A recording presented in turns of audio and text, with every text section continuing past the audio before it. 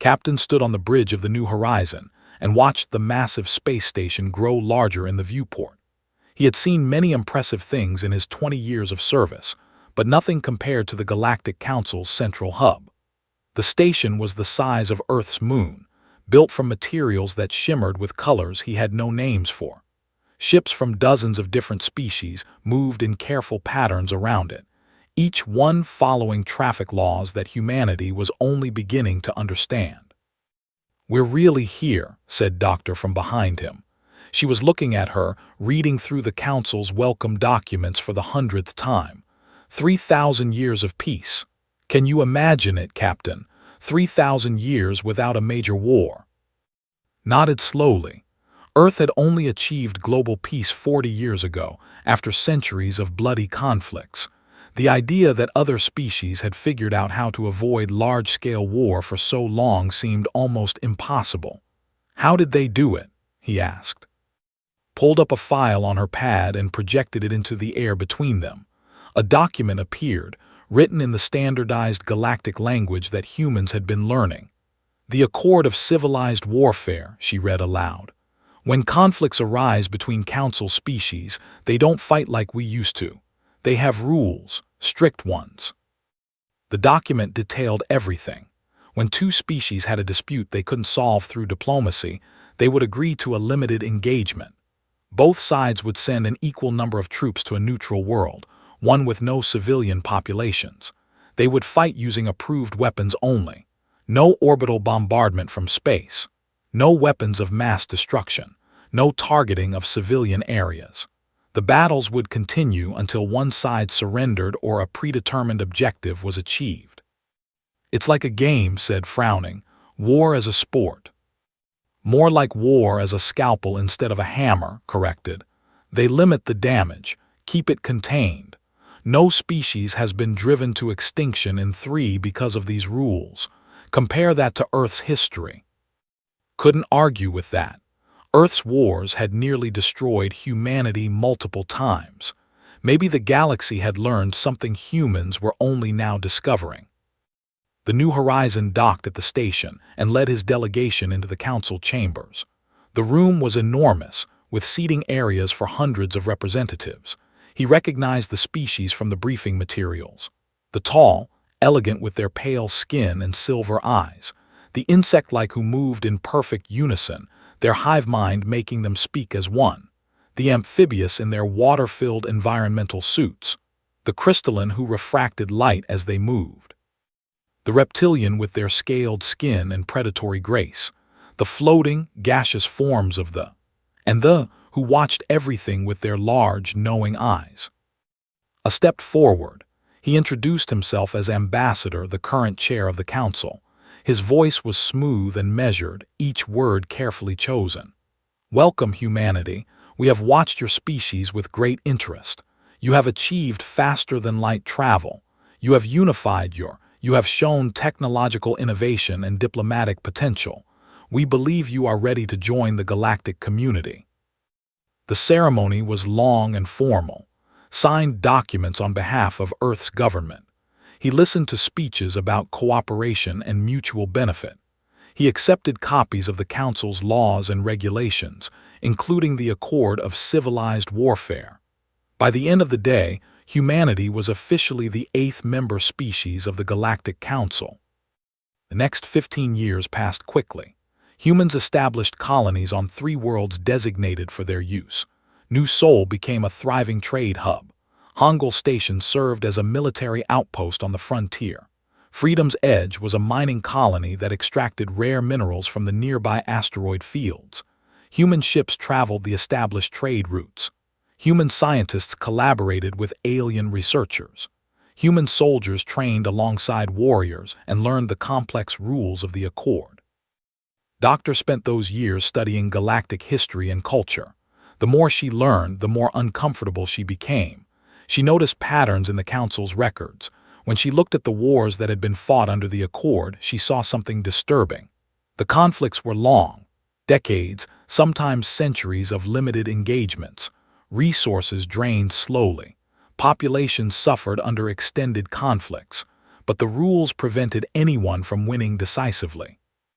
She found a particularly troubling example in the records. The Endha had been fighting over an asteroid field for 400 years. Every few months, they would send troops to a neutral world and fight a limited battle. Thousands had died over the centuries, but neither side could achieve a decisive victory. The Accord's rules kept them locked in an eternal stalemate. Brought her concerns to Captain, who had been promoted to Admiral and now commanded humanity's Council Defense Fleet. They met in his office on Hangul Station. She showed him the data, explaining how the Accord seemed designed to make war endless rather than preventing it entirely. Listened patiently, then shook his head. I understand your concern, Doctor, but you're looking at this from a human perspective. We're used to total war, to conflicts that end with complete victory or defeat. Maybe the galaxy has evolved past that. Maybe endless small wars are better than one massive conflict that destroys entire civilizations. Or maybe, said quietly, they've just forgotten how to actually achieve peace. You can't reach peace if you never finish the war. Dismissed her concerns. Humanity was still new to the galactic community. They had to prove themselves as civilized, trustworthy members of the Council. That meant following the rules, even if those rules seemed strange. Returned to her research, but she couldn't shake the feeling that something was wrong. The Accord wasn't preventing suffering. It was just spreading it out over longer periods, making it easier to ignore. The Council species had grown comfortable with their limited wars. They had forgotten what real stakes felt like. She documented everything in detailed reports, filing them away in Earth's databases.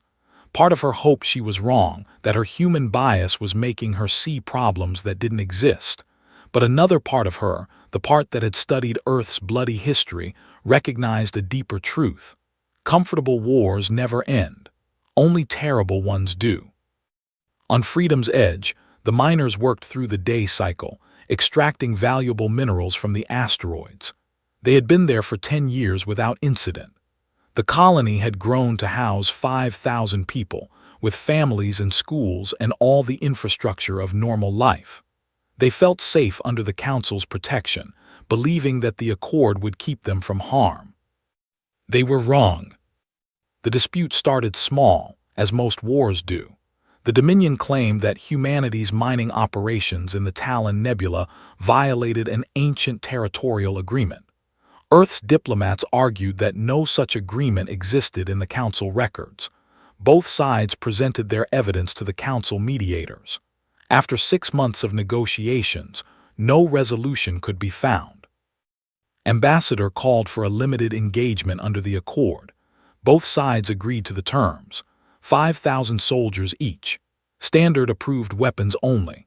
The battle would take place on Ash Prime, a barren world with no atmosphere, perfect for contained warfare. The objective would be control of 3 strategic positions on the planet's surface.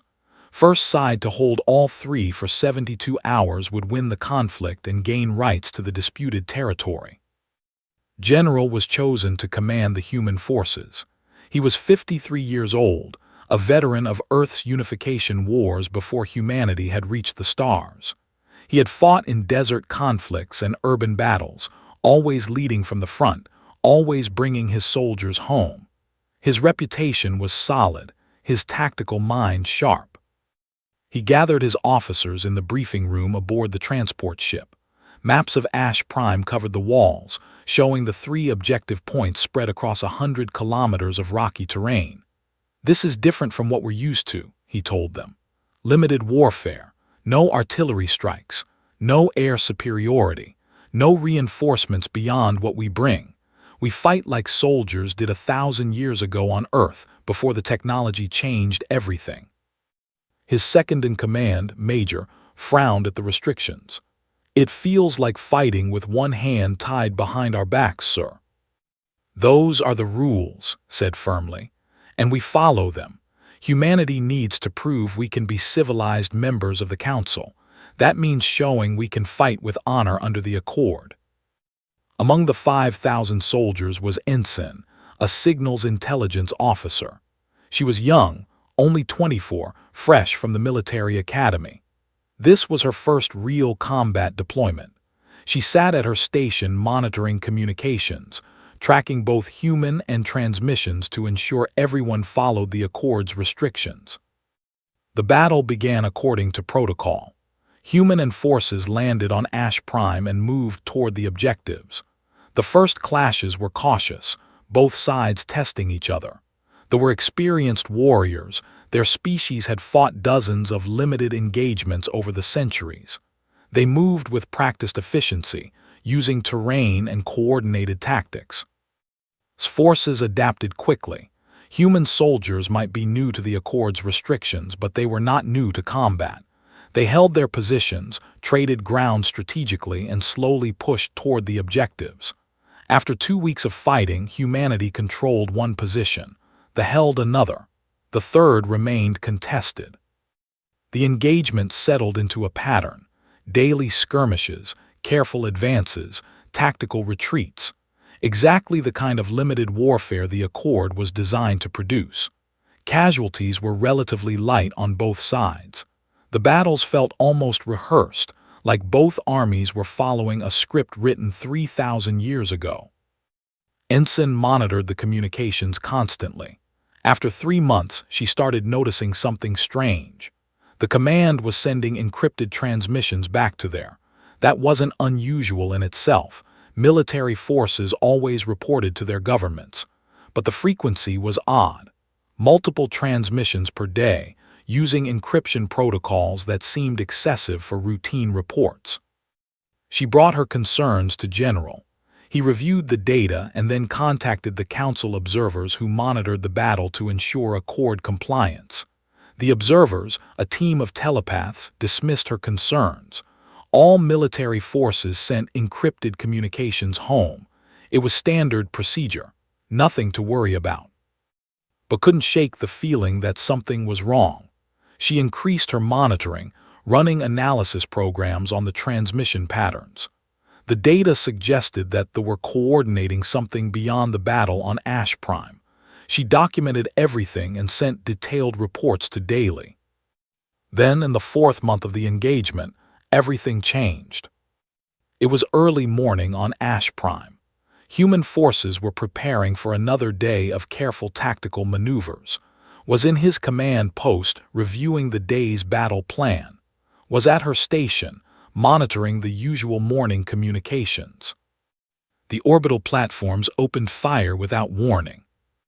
Energy beams rained down from space, targeting human positions across the battlefield. Soldiers died by the hundreds in the first 30 seconds. The weapons were far more powerful than anything the Accord allowed. Entire units were vaporized before they could react. But they didn't stop with military targets. Their orbital weapons struck the 3 neutral settlements on Ash Prime. These settlements housed families, council observers, medical personnel, and diplomats from various species. They were protected under the Accord's most sacred laws. No one had attacked a neutral settlement in 3,000 years. 15,000 civilians died in minutes.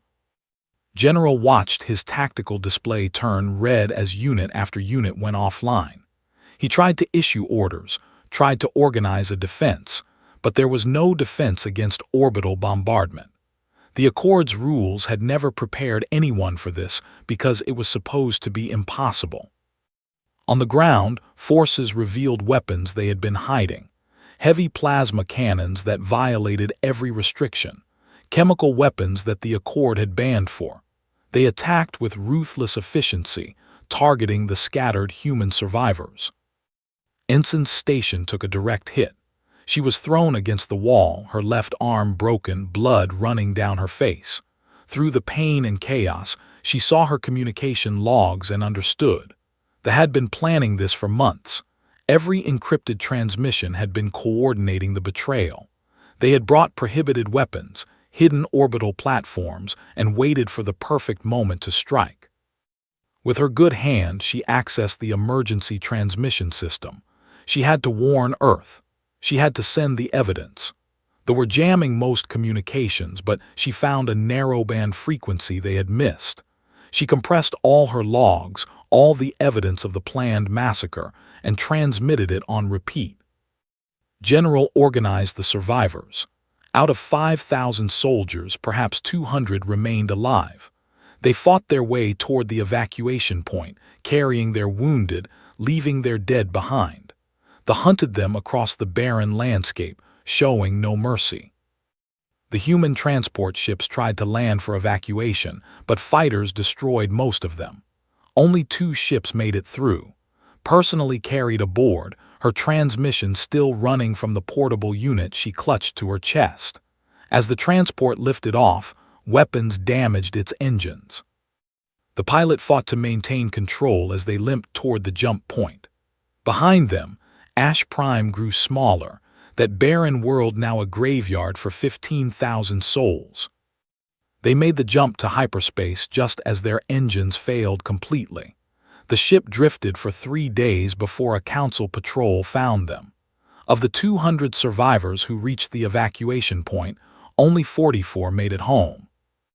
General sat in the damaged ship's medical bay, watching doctors work on Ensign. She would survive, but her injuries would take months to heal. She had never let go of the transmission unit, even while unconscious. The evidence was preserved. "Why?" Major asked, his voice hollow. He had burns across half his body but refused treatment until the critical cases were stabilized. Why would they do this? Why break the accord? Had no answer. He only knew that everything humanity believed about galactic civilization had been wrong. The accord had not created peace. It had only created the illusion of peace, and that illusion had shattered in blood. When they reached Council space, the evidence was transmitted immediately to every member species. The galaxy would see what they had done. The galaxy would see the massacre at Ash Prime. And then, thought grimly, they would see how the Council responded to the worst atrocity committed in 3,000 years. The Galactic Council convened within hours of receiving the evidence. Representatives from all member species gathered in the Great Chamber, their faces showing varying degrees of shock and horror. The recordings from Ensign's transmission played on massive screens. Everyone watched the orbital bombardment. Everyone saw the neutral settlements destroyed. Everyone heard the screams. Ambassador called for order as the chamber erupted in debate. The representative, a scaled diplomat named, immediately issued a statement. Yes, the military had exceeded their authority. Yes, civilians had died tragically. But the government claimed their commanders had acted independently, believing humanity posed an existential threat.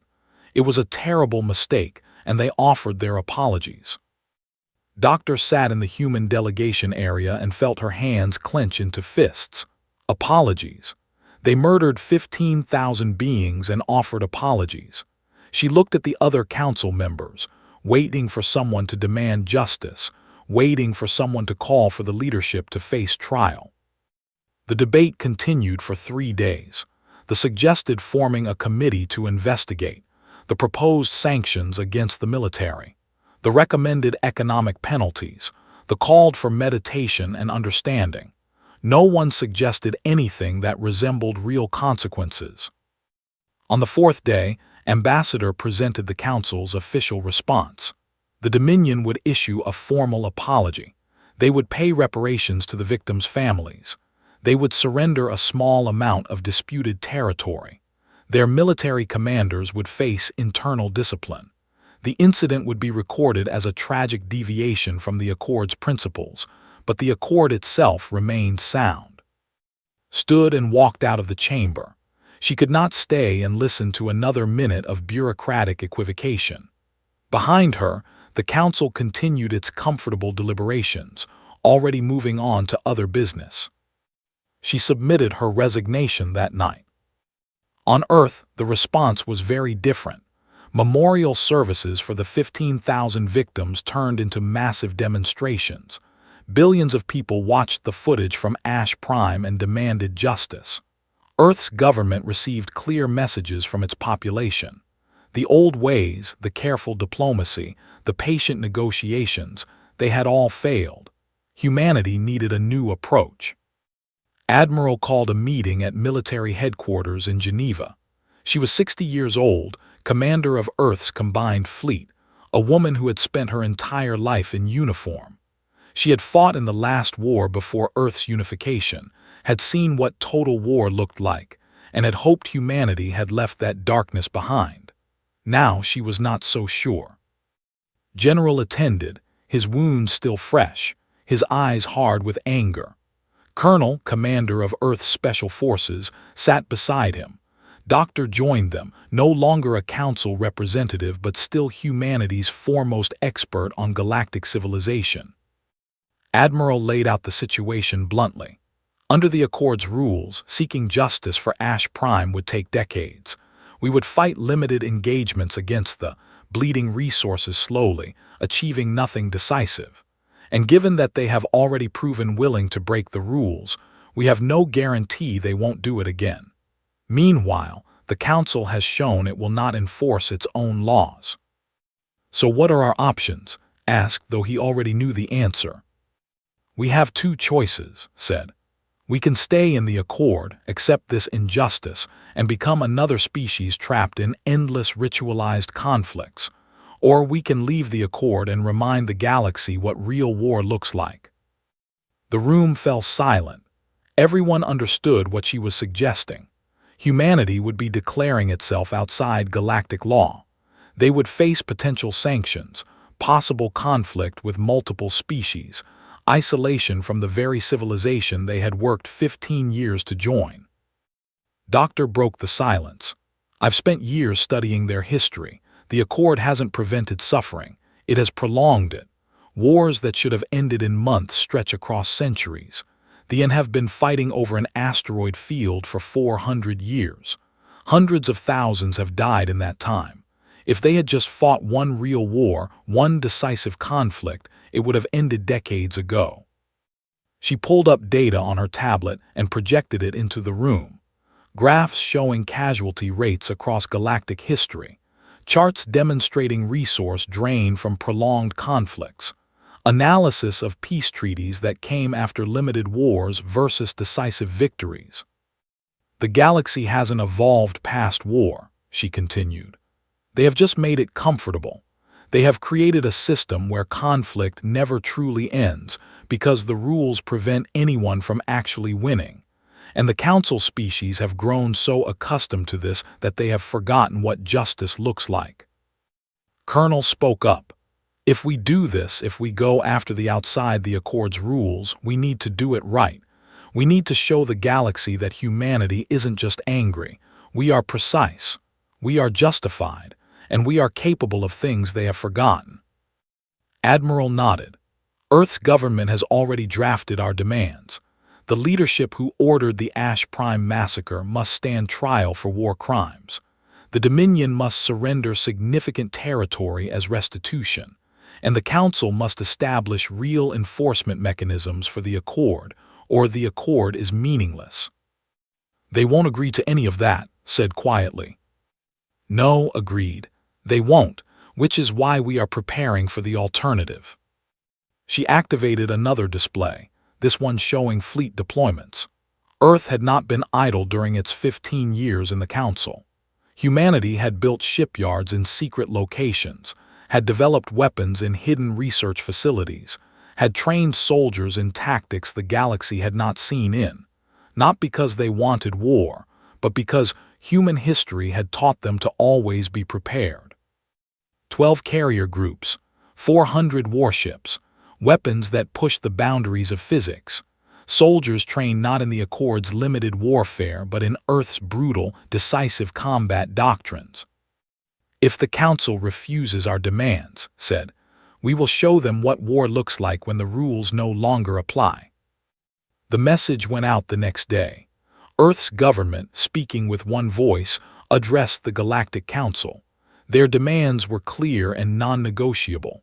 The Council had 1 month to respond with meaningful action. Ambassador replied personally, his message filled with the same diplomatic language he had used for 2 centuries. He understood humanity's anger. He sympathized with their loss. But these matters took time. The Council needed to follow proper procedures. Perhaps another committee could be formed. Perhaps a summit could be arranged.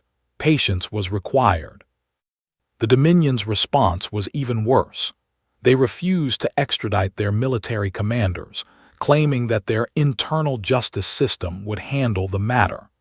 They suggested that humanity was overreacting, that the young species did not understand the nuances of galactic politics. The month passed slowly.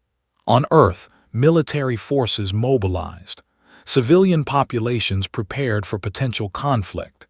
Every day, people waited to see if the Council would act, if justice would be delivered through the proper channels. On the final day, the Council's official response arrived. Another investigation, more symbolic gestures, no real consequences. The message was clear: the Council would do nothing. Admiral sat in her office and read the response 3 times, making sure she understood correctly. Then she stood, straightened her uniform, and walked to the communications center. Her message to the Galactic Council was broadcast on all frequencies, translated into every known language, transmitted to every corner of Council space. She spoke calmly, without anger, simply stating facts. The Galactic Council has failed to deliver justice for the Ash Prime massacre. You have chosen procedure over accountability, comfort over courage. Therefore, effective immediately, humanity withdraws from the accord of civilized warfare. We are no longer bound by its rules. We will seek justice through our own means. To the Dominion, you have committed war crimes against humanity. We are coming for those responsible. To the Council species, stay out of our way. Across the galaxy, the response was immediate. Some species expressed shock at humanity's arrogance. Others warned that Earth would face severe consequences for abandoning civilized conduct. They mobilized their fleets, confident that their superior numbers would crush the upstart humans. None of them understood what was about to happen. None of them remembered what war actually meant when fought by a species that had nearly destroyed itself, learning the terrible lessons of total conflict. The galaxy was about to receive an education. General commanded the defensive fleet with confidence. He was a veteran of 18 limited engagements, had earned his rank through careful adherence to the Accord's principles, and considered himself an expert in civilized warfare. When intelligence reported that a human fleet was approaching, he moved his forces to Titan's Gate, the designated neutral world for the expected engagement. His fleet was impressive. 300 ships, 60,000 soldiers ready for deployment, supply lines prepared for months of sustained combat. He outnumbered the human force 3-1, or so his intelligence suggested. The humans would arrive, both sides would negotiate the terms of engagement, and then they would fight a proper limited war. They would win, humanity would accept their loss, and this unfortunate incident could be put behind them. Waited at Titan's Gate for 3 days. The human fleet never arrived. Instead, 1,200 light-years away, Admiral's entire fleet dropped out of hyperspace directly above Prime. It was heavily populated, home to 8 billion beings, the center of their government and military power. It was protected by extensive orbital defenses designed for limited engagements under Accord rules. Those defenses were formidable by the standards of civilized warfare. They were utterly inadequate for what humanity brought. Admiral sat in the command chair of the carrier Soul's Victory and reviewed the tactical display one final time. Every target was confirmed. Every weapon system was ready. She opened a communication channel to the government. This is Admiral of Earth's combined fleet. 15,000 civilians were murdered at Ash Prime. We have come for justice. You have 12 hours to surrender the 3 military commanders who ordered the massacre: Commander, General, and Admiral. If they are not in our custody within 12 hours, we will come and get them. This is your only warning.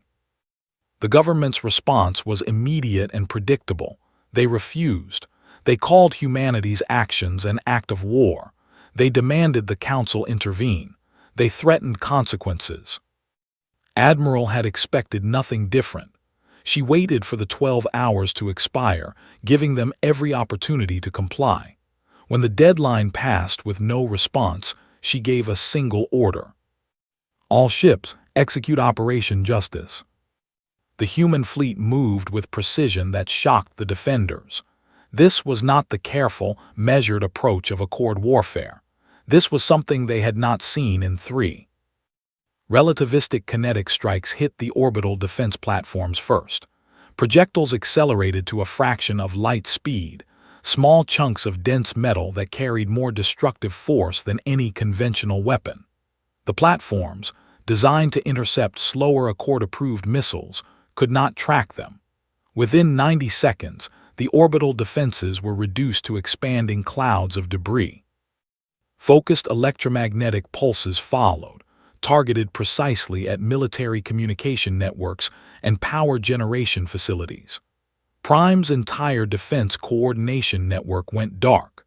Ground batteries that might have posed a threat to the fleet suddenly found themselves blind and powerless. Then came the autonomous fighter swarms. Thousands of small craft, each one piloted by advanced artificial intelligence, each one capable of independent tactical decisions. They overwhelmed the remaining point defenses through sheer numbers, creating corridors for larger ships to approach. General, still at Titan's Gate, received fragmentary reports of the attack. He immediately ordered his fleet to return home at maximum speed, but they were days away even at their fastest possible pace. He could only watch through delayed transmissions as his defenses crumbled. What amazed him, what terrified him, was the precision. The human weapons did not target cities. They did not strike civilian areas. Every single shot was aimed at military infrastructure, government facilities, and the personal estates where the 3 wanted commanders were hiding. In 6 hours, humanity crippled the Dominion's military capability without killing a single civilian. Colonel led the ground insertion personally. His Special Forces team, equipped with armor that made them nearly invisible and weapons that could cut through any barrier, dropped directly onto the government bunker complex where the 3 commanders had taken refuge. The guards never had a chance. They were disarmed and restrained before they could fire a shot. His team breached the bunker using shaped charges that opened precise holes without causing structural collapse. They moved through the corridors with practiced efficiency, their tactical network sharing information in real time, their movements coordinated to the second. Commander tried to surrender immediately when his team found him. General fought and was stunned unconscious within seconds. Admiral attempted to commit suicide but was restrained before he could complete the act. Within 20 minutes of entering the bunker, reported back to Admiral, all 3 targets secured, no casualties on either side, ready for extraction. Watch the operation complete with grim satisfaction. The Special Forces shuttles lifted off from Prime carrying their prisoners. The entire fleet began withdrawing to a safe distance. Total time from the first shot to mission completion, 6 hours and 47 minutes. The Dominion's military power was shattered. Their government was in chaos. Their 3 war criminals were in human custody, and not a single civilian had died. The Galactic Council erupted in outrage. Emergency sessions were called. Representatives from dozens of species condemned humanity's actions. Ambassador personally sent a message to Earth, his diplomatic composure finally cracking, his voice shaking with anger and something that might have been fear. What you have done is barbarism. You have violated every principle of civilized warfare. You attacked you ignored all diplomatic channels. You have shown yourselves to be exactly the violent, savage species we feared you might be. Admiral's response was broadcast across every council channel, her voice calm and steady. You call this barbarism. We extracted justice for 15,000 murdered civilians in less than 7 hours. Your civilized warfare would have taken 60 years and killed hundreds of thousands more in endless, pointless battles. We did not bomb cities. We did not massacre civilians. We struck precisely at those responsible for war crimes and the infrastructure that enabled them. We gave them 12 hours to surrender peacefully. They refused, so we took them by force." She paused, letting her words sink in across the galaxy. "If this is barbarism, then your civilization is just slow-motion slaughter wrapped in procedure and bureaucracy. You have created a system where the powerful can commit atrocities and hide behind committees and investigations, where wars never end because the rules prevent anyone from winning, where justice is delayed until it becomes meaningless. We are done playing by rules that enable murder. The 3 commanders responsible for Ash Prime will stand trial. They will face real consequences, and if any species has a problem with that, they are welcome to try stopping us." Multiple species threatened to form a coalition to put humanity in its place, but those threats rang hollow. The galaxy had just watched Earth's fleet dismantle the Dominion's defenses in hours. No one wanted to discover if their own defenses would fare any better. More importantly, populations across the galaxy watched the footage of the operation. They saw the precision. They saw that humans had taken extreme care to avoid civilian casualties. They saw that Earth had pursued only those directly responsible for the massacre, not the species as a whole. And many of them, especially in younger civilizations that had suffered under prolonged Accord conflicts, started asking uncomfortable questions. Why did their own wars take decades when humanity had achieved its objective in hours? Why did the Accord's rules seem designed to prevent victory rather than achieve peace? Why did civilization mean that justice took so long to arrive that it hardly mattered? Generals supervised the arrival of the 3 commanders on Earth. They were placed in secure facilities, treated according to interstellar law, given access to legal representation. The trial would be public, broadcast across the galaxy, conducted with absolute fairness.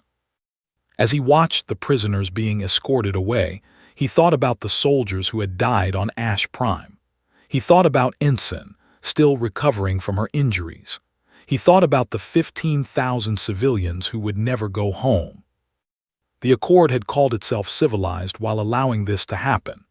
Humanity had answered with violence, precise and terrible, and achieved more justice in one day than the Council could manage in years. The galaxy could call it barbarism if they wanted, called it necessary. The trial began 3 weeks after the commanders were captured. Earth's government constructed a special court visible to the entire galaxy through live broadcasts. The proceedings were conducted with absolute transparency. Every piece of evidence was made public. Every legal argument was heard. Nothing was hidden. Doctor served as special prosecutor.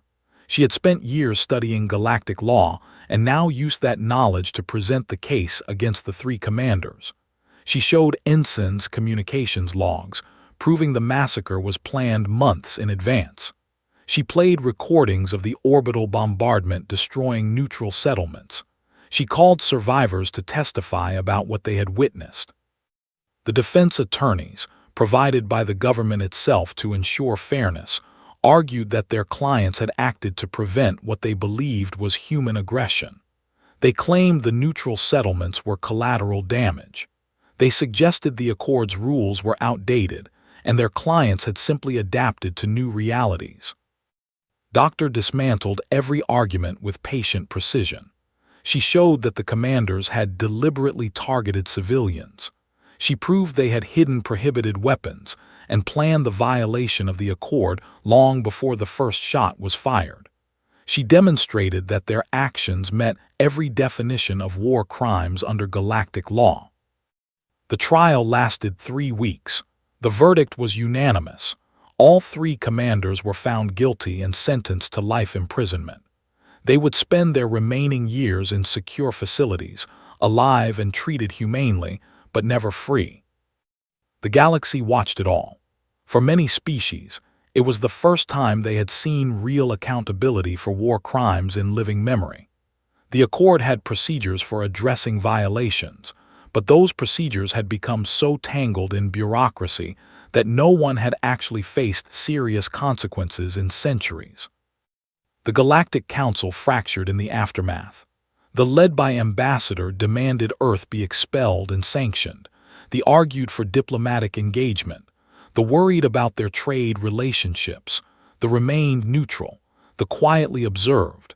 The government, their military power broken and their leadership in chaos, said nothing. But it was the who made the decisive move. The hive mind collective requested a formal meeting with Admiral. Their representative, hive speaker, arrived on Earth with an unusual request. They met in a conference room overlooking Geneva, with snow-capped mountains visible in the distance. Sform stood at the window for a long moment before speaking. "We have been at war with them for 400 years, said, their voice the unified sound of thousands thinking as one. A dispute over an asteroid field that neither species particularly needs anymore. Under the Accord's rules, we fight limited engagements every few months. Thousands have died over the centuries. Millions more have had their lives disrupted. Resources that could have built colonies or advanced science have been spent on endless, pointless battles. And you want to know if there is another way, said. We want to know if your way works, corrected. The Accord promised us peace through limitation. Instead, it has given us eternal conflict. We watched what you did to the 6 hours to achieve what our civilization could not manage in 4 centuries. Decisive action with clear results. We want to understand how. Over the next month, Admiral and Doctor worked with representatives from multiple species to draft what they called the new Accord. The principles were fundamentally different from the old system. First, absolute prohibition on targeting civilians, with immediate coalition response to any violations. No more investigations that took years. No more committees. Species who committed war crimes would face immediate, decisive action from the entire galactic community. Second, mandatory mediation before conflicts escalated. But real mediation with deadlines and consequences, not endless diplomatic procedures that allowed disputes to fester. Third, when war proved unavoidable, it should be fought to achieve swift, conclusive results rather than prolonged stalemates. The goal was not to make war comfortable, but to make it so terrible that species would do anything to avoid it. Fourth, enforcement mechanisms with teeth. A permanent peacekeeping force drawn from all member species, with clear authority to act against aggressors without waiting for political approval. The established council species resisted. Ambassador argued passionately against the new Accord. He was 200 years old, had spent his entire life serving the council, truly believed in the principles of limited warfare. He gave speeches about the dangers of humanity's approach, warning that decisive warfare would lead to escalation and destruction. But his words rang hollow to populations who had watched the Ash Prime trial. They had seen justice delivered in weeks instead of decades. They had seen war criminals held accountable. They had seen that humanity's barbaric approach had actually resulted in fewer deaths and clearer outcomes than centuries of civilized, limited conflicts. Younger civilizations, those who had suffered most under the old Accord, began openly supporting Earth's proposals. The delegation surprised everyone by switching their support to the new Accord. Their speaker gave a stirring address to the council chambers. We have called ourselves civilized because we limited how we killed each other. But true civilization should be measured by how we prevent killing altogether, how we achieve justice when crimes occur, and how we end conflicts so our children inherit peace, not endless managed warfare. The old Accord failed at all three. We owe it to future generations to try something better.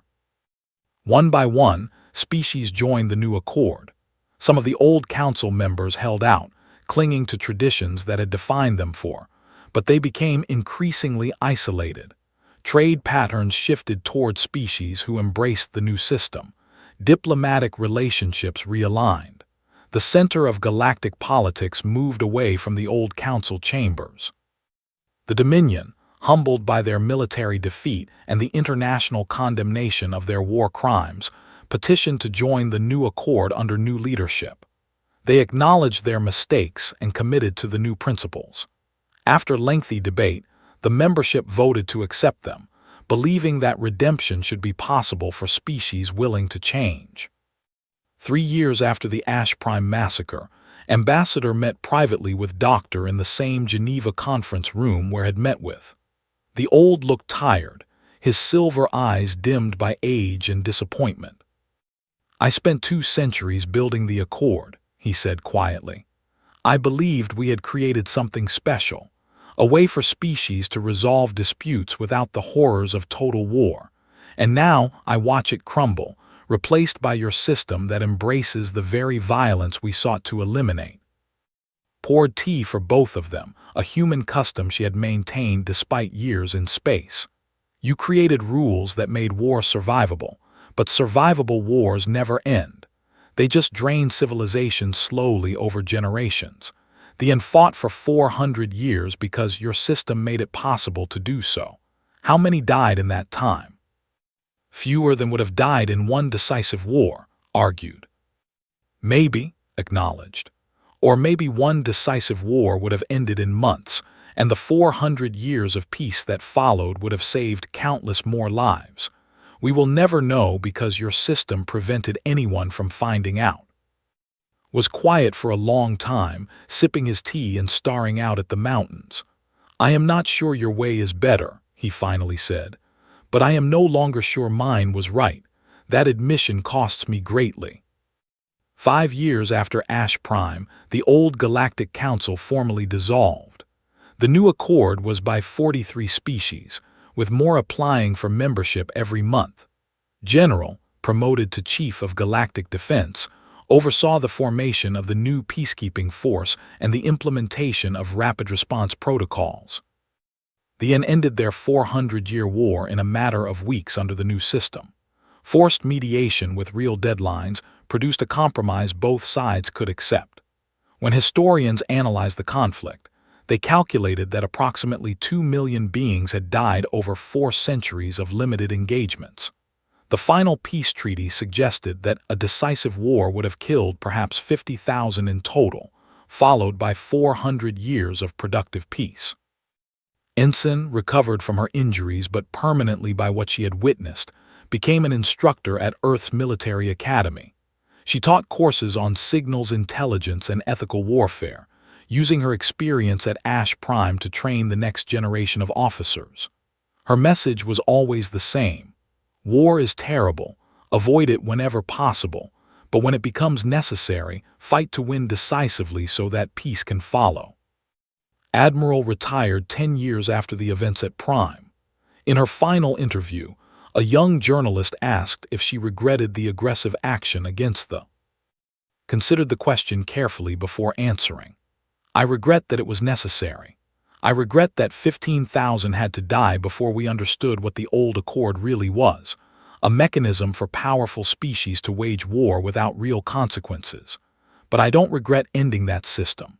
Sometimes the most humane thing you can do is make war terrible enough that civilizations will exhaust every alternative before resorting to it, and conclusive enough that when they do, it ends quickly." She paused, looking directly at the camera, knowing her words would be broadcast across the galaxy. The old council massacred millions slowly over centuries, through prolonged conflicts that could have been resolved decisively. They called it civilization. We showed them what real civilization looks like, preventing war through credible deterrence, seeking justice swiftly when crimes occur, and ending conflicts decisively so peace can actually begin. History will judge which approach was truly barbaric. Doctor wrote the definitive history of the transition from the old accord to the new. Her book became required reading across the galaxy. Its final passage summarized the transformation. The old galaxy mistook the limitation of violence for the achievement of peace. They built a system where war became so comfortable it never had to end. Humanity did not bring barbarism to the stars. We brought the forgotten truth that peace is built not on making war painless, but on making it so terrible that civilizations will do anything to avoid it, and when they cannot, ending it as swiftly as possible so the healing can begin. Wars did not end. Humans never claimed they would.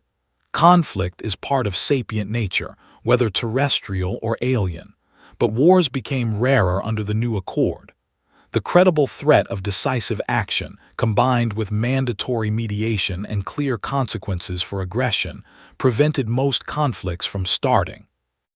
And when wars did occur, they ended, quickly and conclusively, with clear winners and losers, followed by peace treaties that actually meant something. The galaxy learned to fear war again, and in that fear found the motivation to truly pursue peace. Ash Prime became a memorial site, maintained by all species of the new accord. The names of all 15,000 victims were carved in stone at the location where the neutral settlements once stood. Humans stood together at annual ceremonies, remembering the cost of comfortable warfare and the price of real justice.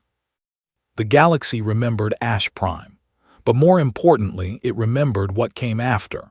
The day humanity taught the stars that civilized war is a contradiction, and that true civilization seeks peace through strength, justice through action, and closure through decisiveness rather than endless, comfortable conflict.